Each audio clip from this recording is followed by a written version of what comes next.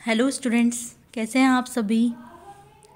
आज हम अपना जो सेकंड पेपर है बीए सेकंड ईयर का, उसी के यूनिट फर्स्ट का जो जापान है, उसी का हमने सामान्य परिचय और भू आकृति के विषय में पिछली कक्षा में पढ़ा था। मगर आज हम एक नए टॉपिक जापान का अफवाह तंत्र के विषय में विस्तार पूर्वक अध्ययन करेंगे।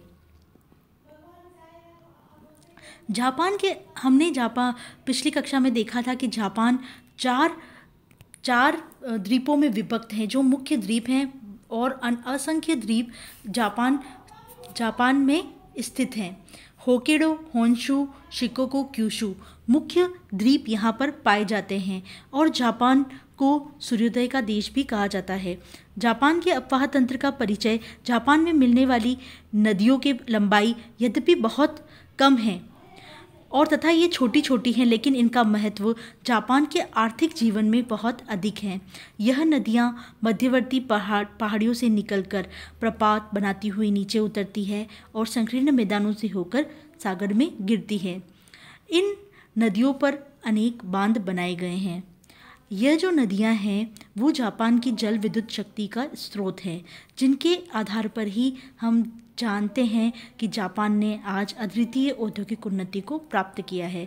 जैसा कि हम जानते हैं कि पूरे एशिया में जापान ही ऐसा देश है जो विकसित देशों की श्रेणी में सम्मिलित है, जो एकमात्र हैं। इन नदियों की लंबाई जो है वो छोटी छोटी हैं, परंतु इन नदियों का जो अधिकांश अफवाह है वो पर्वतों और पहाड़ियों से होता है। हमने पिछली कक्षा में पढ़ा था कि जापान का अधिकांश भू आकृति है वो पहाड़ी है, तो इनका अधिकांश जो नदियां हैं उनका प्रवाह जो है वो पर्वतों और पहाड़ियों पर होता है, इसलिए यह तेज बहने वाली नदियाँ हैं। जापान की नदियों के उद्गम पर्वतीय आंतरिक क्षेत्र हैं। जापान की अधिकांश नदियाँ पर्वतीय भागों से अवसाद लाकर अपने मुहानों पर एकत्रित कर देती है, इसलिए यह नाव चलाने योग्य नहीं है, या हम कह सकते हैं नौगम्य नहीं है। साथ ही ये व्यापार के लिए भी उपयुक्त नहीं है।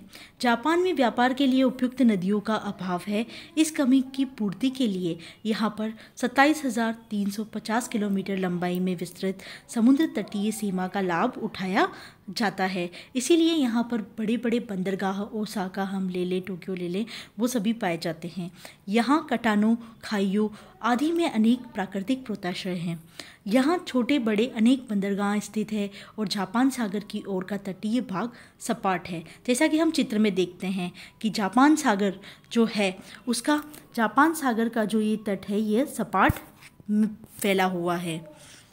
लंबे समुद्र तट के कारण यहाँ जलयान निर्माण उद्योग और अंतर्राष्ट्रीय व्यापार अत्यधिक विकसित हुआ है। हाँ, टेक्नोलॉजी के रूप में जापान एक विकसित देश है, जहाँ पर जो, और एक तरफ से हम देखें तो जापान में प्राकृतिक संसाधनों की तो कमी है, मगर यहाँ का जो ह्यूमन रिसोर्स है वो काफ़ी बहुत ही उन्नत दशा में है। इसीलिए इन्होंने प्राकृतिक कच्चे माल को मंगवा कर उसको टेक्नोलॉजी से परिवर्तित कर कर यहाँ से निर्यात किया है। तो उस कच्चे माल का आयात और तैयार माल का निर्यात ये इन लंबे समुद्र तटों से, इन बंदरगाहों से करते हैं। समुद्र तट पर जापान का दक्षिणी होन्शु और पश्चिमी क्यूशु द्वीप पर हजारों संख्या में मछुआरों की बस्तियां हैं। हम देख रहे हैं कि जापान की जो स्थिति है, जिसमें होक्काइडो, होन्शु, शिकोकू और क्यूशु, ये चारों द्वीपों को हम देखें पूर्ण रूप से, तो इसके जो पूर्व भाग में है वो जापान सागर और पश्चिमी भाग में हम देखते हैं प्रशांत महासागर। एक तो ओर से ये जापान सागर से घिरा हुआ है और एक ओर से ये प्रशांत महासागरीय क्षेत्र से घिरा हुआ है। जापान के अफवाह तंत्र की हम विस्तार पूर्वक बात करें तो जापान का जो अफवाह तंत्र है वो दो वर्गों में हम विभक्त कर सकते हैं। एक तो हम चित्र के माध्यम से देख सकते हैं कि एक तो है जापान सागर से संबंधित, जापान सागर की ओर का अफवाह तंत्र, और एक है पैसिफिक या प्रशांत महासागरीय अफवाह तंत्र। प्रशांत महासागरीय अफवाह तंत्र में आने वाली जो नदियां हैं उसमें हैं टोकाची नदी, किताकामी नदी, टोन नदी या तामा नदी, फूजी नदी, टेरियो नदी और शिमांतो नदी। इस प्रकार हम देखते हैं कि ये प्रशांत महासागरीय तट की ओर जाने वाली नदियां हैं। हम दूसरी ओर देखें, जापान सागर का जो अफवाह तंत्र है उसमें इशिकारी नदी, जो देखिए आप होक्काइडो में स्थित है।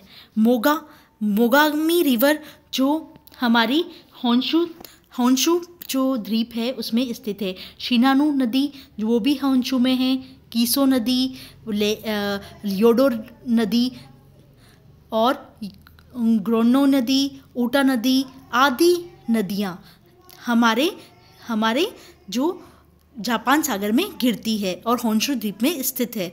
इसी तरह से हम देखते हैं कि जो हमारा क्यूशू है, सबसे दक्षिण में स्थित क्यूशू, तो उस क्यूशू में भी जो शिकोकू नामक जो नदी है वो बहती है। और लास्ट में हम देखें तो शिकोकू में शिमांतो नदी यहाँ पर प्रवाहित होती है।